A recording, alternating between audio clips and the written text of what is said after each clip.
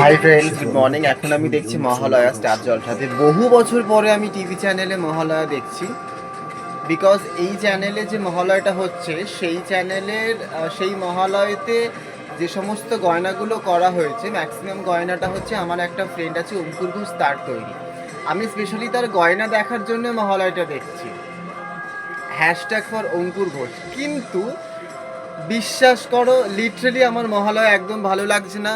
মানে যার নাটকের শেষ নেই।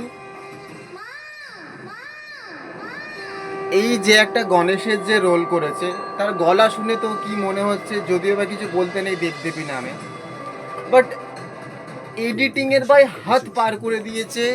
শিব ঠাকুরের গলায় যে ভাই সাপ রয়েছে, মানে কি বলবো, মানে মহালয়া নেই, মানে দেবদেবীর আর কিচ্ছু নেই। মানে what happen to say this, মানে কি ডাজন্ট বি ম্যাটার। মানে কারুর সাথে কারুর কোনো লিঙ্ক নেই, কারুর সাথে কারুর কোনো রকম কোনো যৎ সামান্য একটা যোগাযোগ নেই। কি আর বলা যাবে, মানে ওখানে কোয়েল মল্লিক যে নিজের গায়ের ময়লা দিয়ে বা যা কিছু করে একটা গণেশের যে পুতুল তৈরি করে তার মধ্যে যেটা প্রাণ প্রতিষ্ঠা করেছে, মানে সেই পুতুলটা এমন করে হাতে তুলেছে, ওটা বোঝা যাচ্ছে ওটা প্লাস্টিকের ওপরে একটা ইয়েলো কালার করা হয়েছে, মানে অরিজিনালিটি ভাবটা নেই। তো মানে এদের থেকে মনে হয় যে আমরা ফোনে ভালো এডিট করে দেবো। যাই হোক, সবাইকে শুভ মহালয়া। দুর্গাপুজো তো চলেই এলো, সবাই ভালো থেকো, আর বিনা এডিটিংয়ে বিনা ফেক করে নিজের লাইফটাকে চালাও। এবার দেখাচ্ছি গণেশের সুরের যে মেকআপটা করা হয়েছে, দেখো।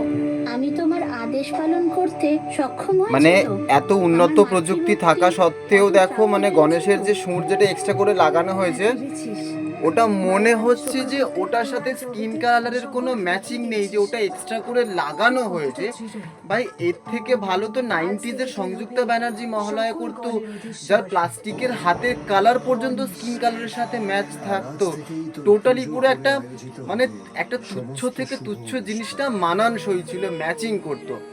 কোয়েল মল্লিকের যে মেকআপ করেছে, বা কোয়েল মল্লিকের মেকআপটা দেখে মনে হচ্ছে, দেখো গাইস, কোয়েল মল্লিকের মেকআপটা দেখে মনে হচ্ছে জাস্ট গালের এইটা লাল করে দিয়েছে পাফ করে, এন্ড দেন এইগুলো পুরো যেন মনে হচ্ছে সবে দাড়ি কেটে এসেছে, সবুজ সবুজ একটা ভাব। আর মানে আউট অফ দি ভাষা। আর এরা তো মানে না, মানে নেচে পাগল, মানে দেবদেবীর এখনকার এখনকার মহালয়া হচ্ছে মানে ভগবানেরা নেচে আর গয়নাগাটি শাড়ির অ্যাডভার্টাইজিং দেখিয়ে হচ্ছে পাগল। আগে তারা অ্যাডভার্টাইজিং দেবে, আর একটু কিছু হলেই ছনছন ঝনঝন করে আগে নাচতে বেরোবে। আরে ভাই, মা দুর্গা এত যদি নাচতে বেরোতো, তো ওষুধ দমন তাহলে কখন করলো আর কিভাবে করলো? যাই হোক, আমি তো আমার ওপিনিয়নটা বললাম। যদিও বা এদের লেভেলে আমি পৌঁছাতে পারবো না, বা পৌঁছাতে পারলে কতটা কি করতাম জানি না, তবে আমার মনে হয়েছে এই ফিল্ডগুলো একান্ত প্রয়োজন ছিল one of the step of the for the মহালয়াতে, বিকজ এটা একটা বাঙালির একটা একটা কালচার। মানে এই জিনিসগুলোকে খুব মাইন্ডে রেখে কাজ করা উচিত। গয়নাগাটিগুলো করছে ঠিক আছে ভাই, দেবদেবীর মতো লাগছে, শাড়ি চুড়ি যা পরছে সেটাও একটা দেবদেবীর মতো লাগছে।